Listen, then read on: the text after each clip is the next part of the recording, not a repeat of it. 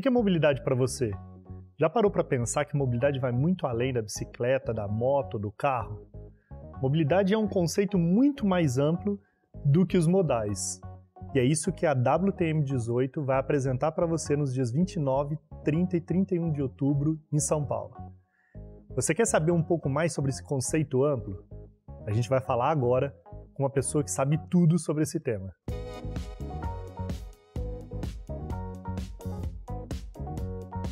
Walter Longo, um dos grandes líderes do Brasil, mestre na comunicação, responsável já por grandes agências de propaganda, presidente da Editora Abril, ex-presidente da Editora Abril, escritor, palestrante, empresário, empreendedor, conselheiro. Flávio? Sabe o que é isso?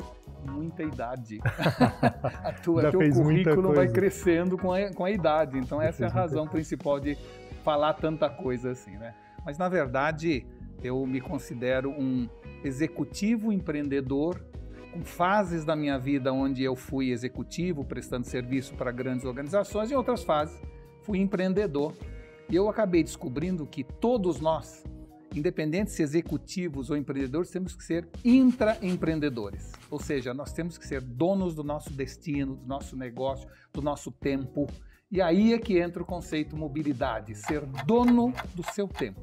É isso que eu ia te falar. Esse conceito de dono de tempo, né, uma coisa que a gente vai discutir muito no WTM18, ele passa também pelo princípio de liderança. Porque você precisa desenvolver líderes que consigam entender essa verdade de tempo.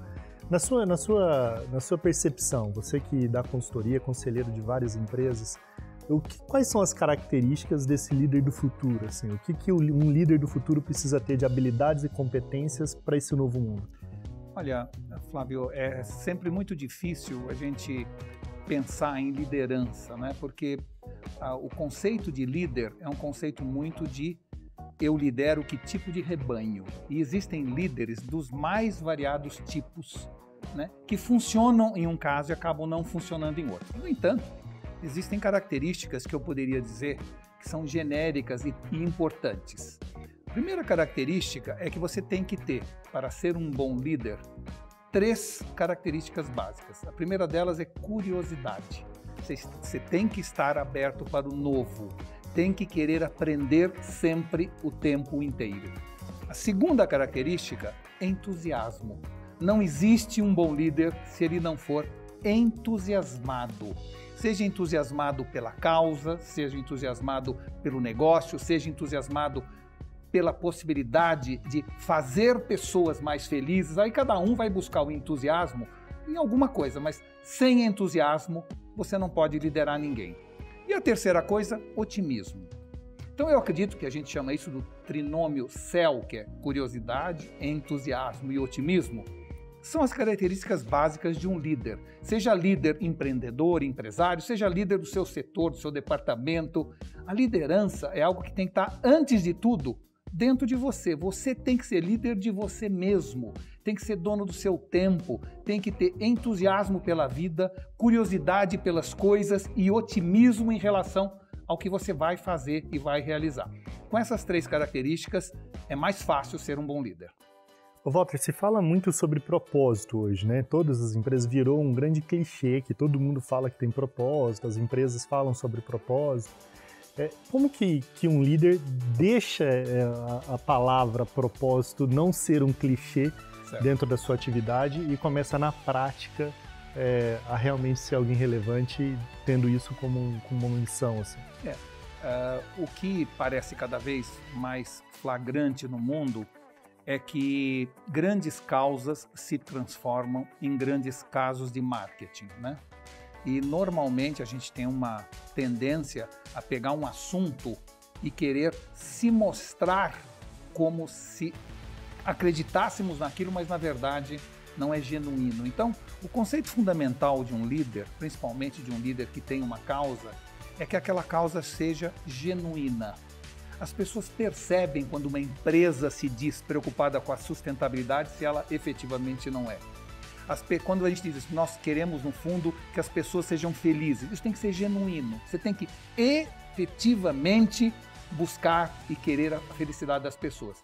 Ou é melhor você dizer, eu não tenho causa, eu vendo sapato ou vendo sorvete. E tudo bem. Ou seja, não é que você tem obrigatoriamente que ter uma causa. O que você tem que ter é ser genuíno no seu propósito. E esta, vamos dizer assim, sinceridade, essa clareza do que você quer e pretende, tem que ser o que vai levar você lá para frente. Tem muitas empresas que, sem uma causa da chamada terceiro setor, vendem bem, têm sucesso, ganham dinheiro. E tem outras que, por terem uma causa, acabam indo muito além do que iriam. Então, se existe uma causa genuína, sem dúvida que você pode expor e explorar essa causa.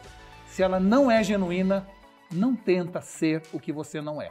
E acho que, complementando também, um grande desafio das empresas de hoje é entender qual é, por onde começa a causa. Porque às vezes a empresa tem um grande líder que ele vai lá e cria uma causa, e é uma causa genuína, e ele envolve todo mundo, mas as pessoas não são o fim.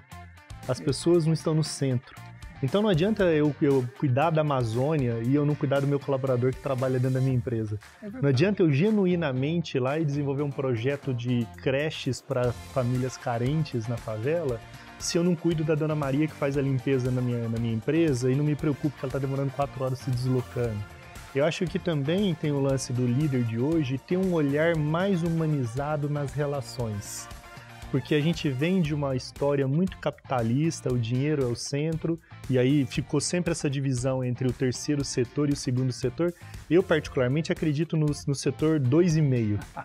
Né? É um bom conceito. Que não é nem iniciativa privada, eu quero lucro, mas eu também quero, de uma forma, ser social. E, na minha opinião, não sei se você concorda com isso, uma demonstração clara de ser social é cuidar das pessoas que estão próximas do seu negócio. Sem dúvida, sem dúvida. A primeira coisa que eu acho que é importante a gente discutir, a gente tem falado muito sobre isso, sobre liderança, é o seguinte.